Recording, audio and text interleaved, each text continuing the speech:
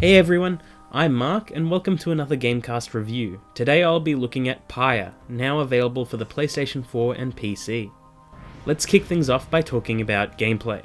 Pyre is a hybrid of multiple tried and tested genres. In its simplest form, it's a sports title with light RPG elements. In a more complex form, it's like a high-stakes game of basketball, where outside of each game you talk to your team to improve their performance and relationship to one another. The goal of these games, or rights, is to take the celestial orb sitting in the middle of the arena and score it into the opposing team's pyre until its flame is extinguished. Dunking the orb deals more damage but will leave a teammate banished for the next round. Throwing it in is slower and deals less damage, but it is much safer. Each player has an accompanying aura of varying size and shape that is deadly to the opposing team. Picking up the orb removes this aura, leaving that unit vulnerable to attack. Each character can also launch their aura as an attack to disrupt the enemy team. This basically amounts to each encounter being an all-out slugfest, utilising everyone's unique skills and stats to create a powerful offense and defense.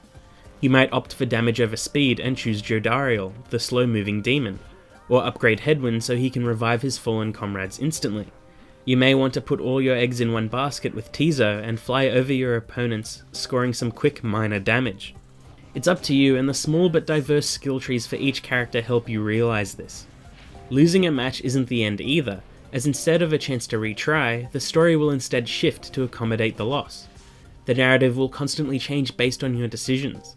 The visual novel sections of Pyre quickly became the most interesting, as not only did they serve to flesh out your teammates, but the small changes in narrative and dialogue based on your choices felt like it really mattered. For example, favouring one character over another will increase their immediate effectiveness in the next right. However, some characters may feel left out or have varying motivations to participate against different teams. Ignoring a request to participate could hamper later encounters, and they won't get along well with the rest of the team.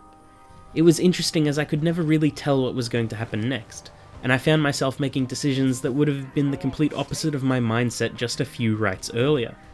The second half of the game gets considerably harder, and your decisions matter in a whole different way. You can also add in special modifiers and conditions in the form of Titan Stars.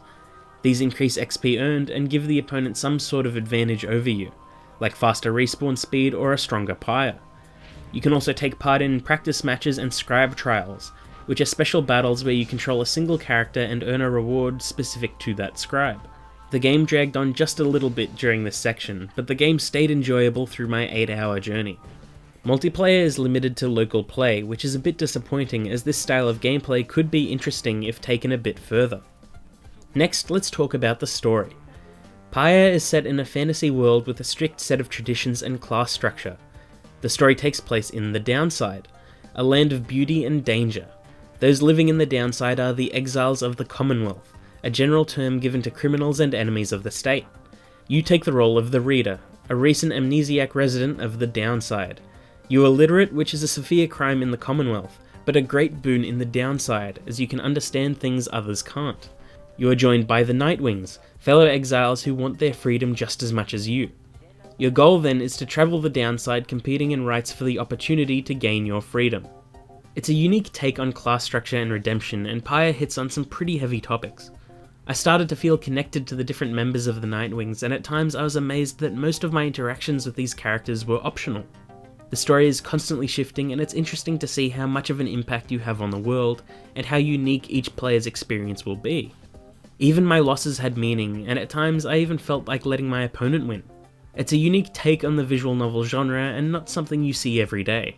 The second half of the game can be a bit repetitive, but it all makes sense, so I was happy to see it through to the finale. Now onto presentation. Pyre, much like Supergiant's other games, is a treat for the senses. It's beautifully stylized and the in-game character models are clear and distinct from each other. The pyre and aura effects are impressive and the whole thing just oozes style. The visual novel component is beautifully realised with well-detailed backdrops that all tell a story. The art style is fantastic, and part of me wishes I could draw half as good as this dev team. The small details in your caravan are what really impress, like the trinkets your team collect and the stylish 3D effect of opening the Book of Rights. The game looks as good as it plays, however it is recommended to play with a controller, as the keyboard controls aren't the best for this sort of game.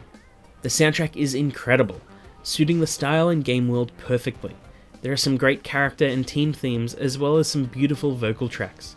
Some of these even change based on your decisions, which I don't think I've ever experienced before in a game, which made it all the more impressive. The voice acting has that classic Banjo-Kazooie style of a made-up language consisting primarily of grunts and gurgles. There is a bit of English though, and the delivery of the mysterious voice during the rites is spot on. Pyre is a lot of fun early on. However, if you don't try to shake it up during the second half, it can be a bit repetitive. Thankfully, the enemy AI and the optional Titan stars help to keep things interesting, and the final stretch of the game felt like I was playing against a real opponent. It's a tricky genre to keep fresh, and the visual novel sections can be slow at times. It's just something that you need to stick with for it to really pay off. Pyre is a great game, however, it isn't for everyone. I was pretty skeptical at first, as sports type games aren't really my thing, but it's hard to call this a sports title. It's vastly different from Supergiant's other games, and it shouldn't be judged based on a previous track record. I love it when a developer takes a risk, and Pyre is definitely a risky game. I enjoyed it from start to finish, and I'm already considering starting another playthrough just to see what would happen if I took a dive or made some new choices. So for that, Pyre is worth a buy from me. Thanks for watching, and be sure to stay tuned to GameCast for more great gaming content.